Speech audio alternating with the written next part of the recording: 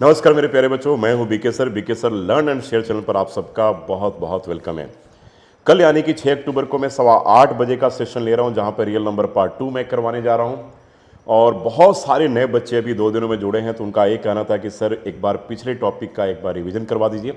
तो आज मैंने सोचा है कुछ नया क्यों नहीं किया जाए।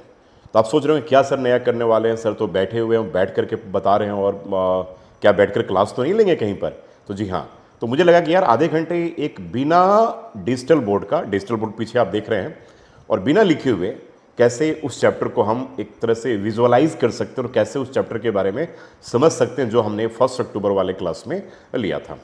तो आइए शुरुआत करते हैं रियल नंबर पार्ट 1। तो सबसे पहले हम लोगों ने स्टार्ट किया था नेचुरल नंबर से। तो natural numbers are basically counting numbers 1 2 3 4 till infinity तक ये जो नंबर्स होंगे काउंटिंग नंबर्स कह जाते हैं। कोई काउंटिंग नंबर्स के बारे में कहीं भी कंफ्यूजन हो तो याद रखना, हम क्लास में बोलते हैं ना टीचर कि पहले नंबर की सीट पे आप बैठो, दूसरे पे बैठो, तीसरे पे। कभी टीचर ये नहीं कहेगा 3.5 नंबर की सीट पे वो बैठ जाए, ठीक है। तो यानी कि 3.5 जो है वो काउंटिंग नंबर्स में कैलकुलेट नहीं होगा, इसको हिंदी में प्राकृत संख्या कहते हैं। और तो 1 2 3 4 टिल इन्फिनिटी जो हो गया नेचुरल नंबर, जो सिंपलेस्ट नेचुरल नंबर 1 है। और सबसे जो ग्रेटेस्ट नेचुरल नंबर तो नॉट डिफाइंड, ये कहाँ तक जाएगा नहीं डिफाइन कर सकते हैं, ठीक है ना। अब इसी कलेक्शन में यानी कि इसी संग्रह में अगर हम शून्य को डाल देते हैं तो यह कलेक्शन हमारे पास पूर्ण संख्या यानी कि होल नंबर्स का कलेक्शन बन जाता है। और फिर होल नंबर्स के कलेक्शन में अगर हम नेगेटिव ऑफ नेचुरल नंबर यानी कि -1 -2 -3 अगर इस तरीके के नंबर्स को डाल देते हैं तो पूरा जो कलेक्शन है पूर्णांक यानी कि इंटीजर का कलेक्शन बन जाता है।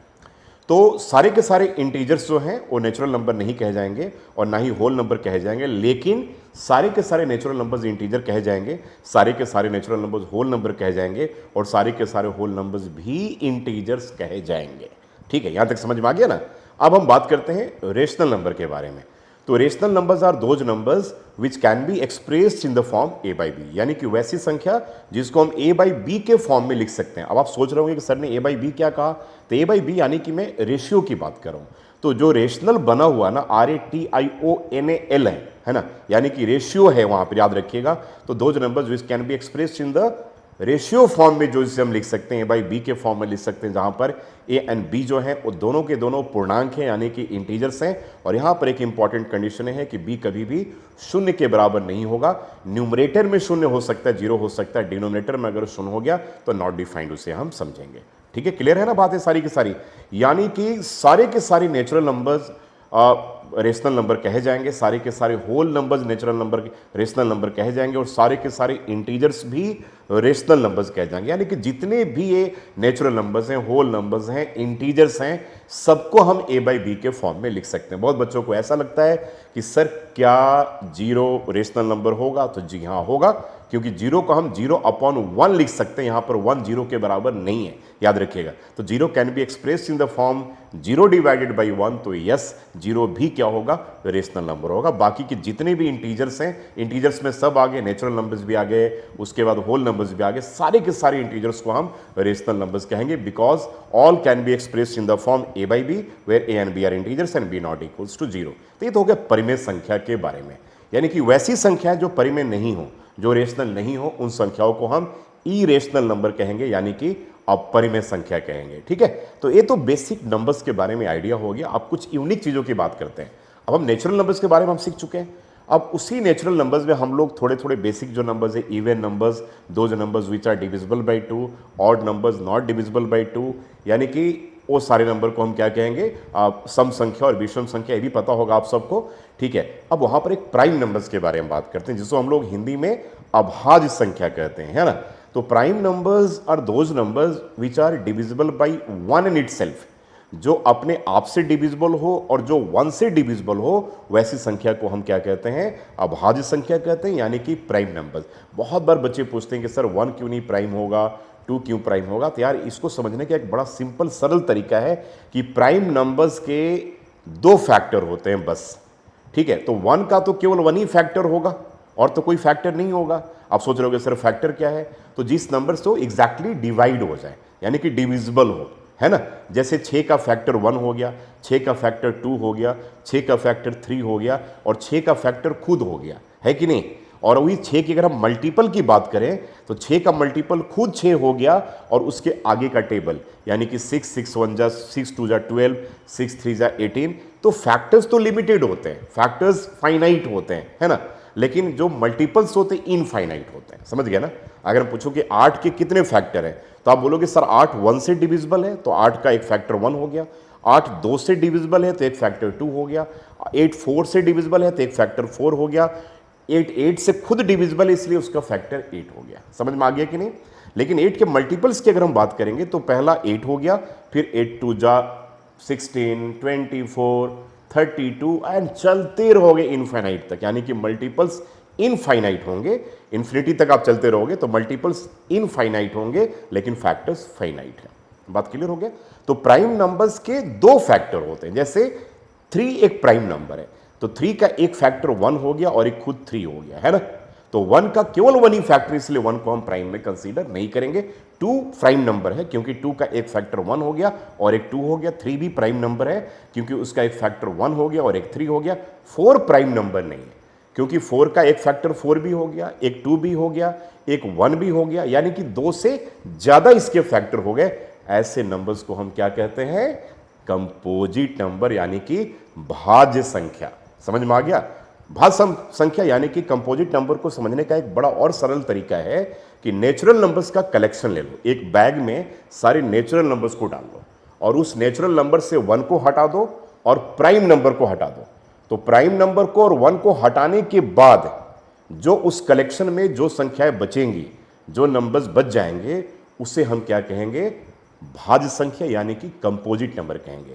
तो अगर आपने 1 2 3 4 5 6 7 8 9 10 ले लिया, ठीक है, तो 1 को हटा दिया, 2 प्राइम में हटा दिया, 3 प्राइम में हटा दिया, 4 नहीं है, 1 भी नहीं है, प्राइम भी नहीं है, तो 4 तुम्हारा पहला आपका कंपोजिट नंबर, यानी कि पहली भाज्य संख्या आपकी होगी। 5 प्राइम नंबर है तो 5 को हटा दिया, 6 हो गया। 7 प्राइम नंबर है, 7 हट गया तो 8 आ गया। तो यानी कि 4 6 8 9 भी कंपोजिट नंबर है। समझ में आ गया बात? 9 इसलिए कंपोजिट है क्योंकि क्या है? 9 प्राइम भी नहीं है, 1 भी नहीं है।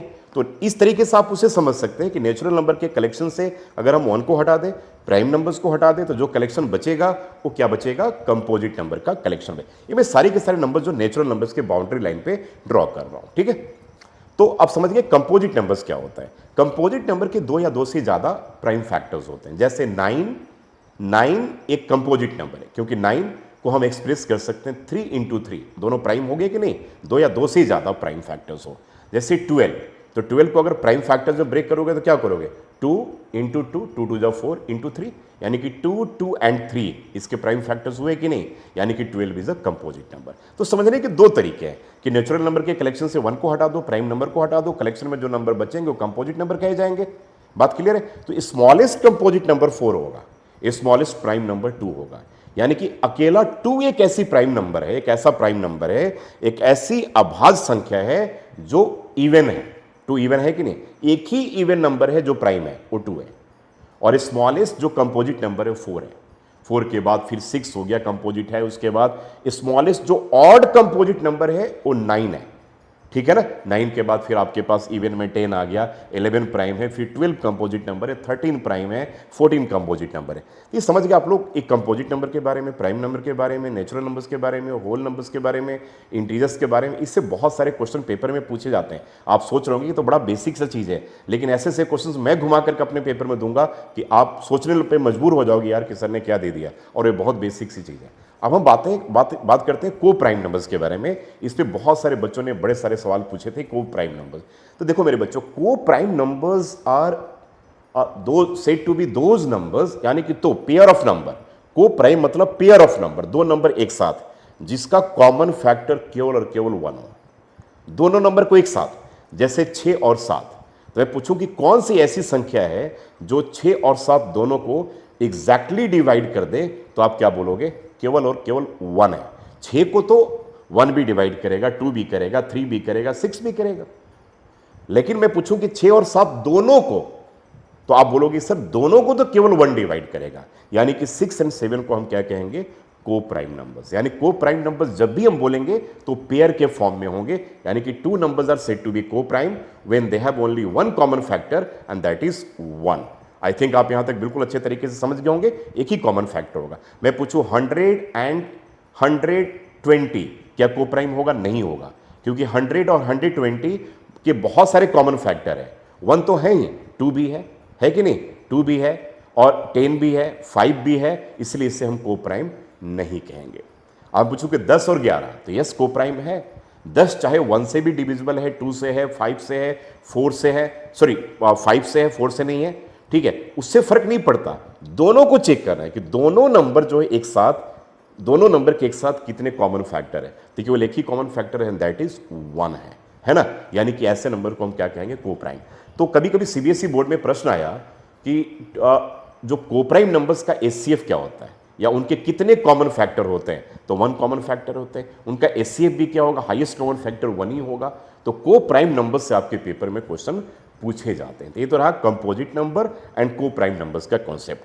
अब हम बात करेंगे बच्चों रेशनल में।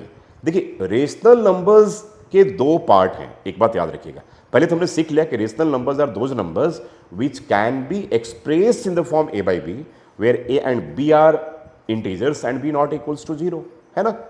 रेशनल नंबर्स की 2 चीजें, rational numbers are either terminating या नॉन टर्मिनेटिंग रिपीटिंग।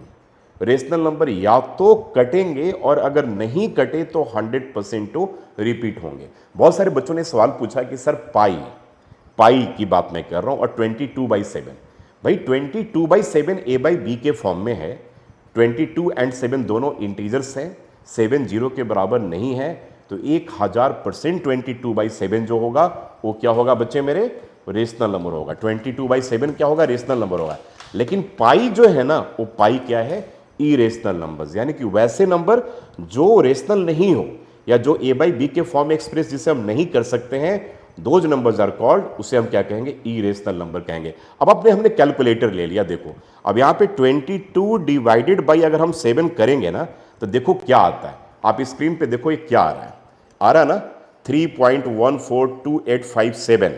तो 3.142857 के बाद देखो 142857, फिर उसके बाद आएगा 142857, फिर आएगा 142857, यानी कि 142857 फिर रिपीट होने लगेगा।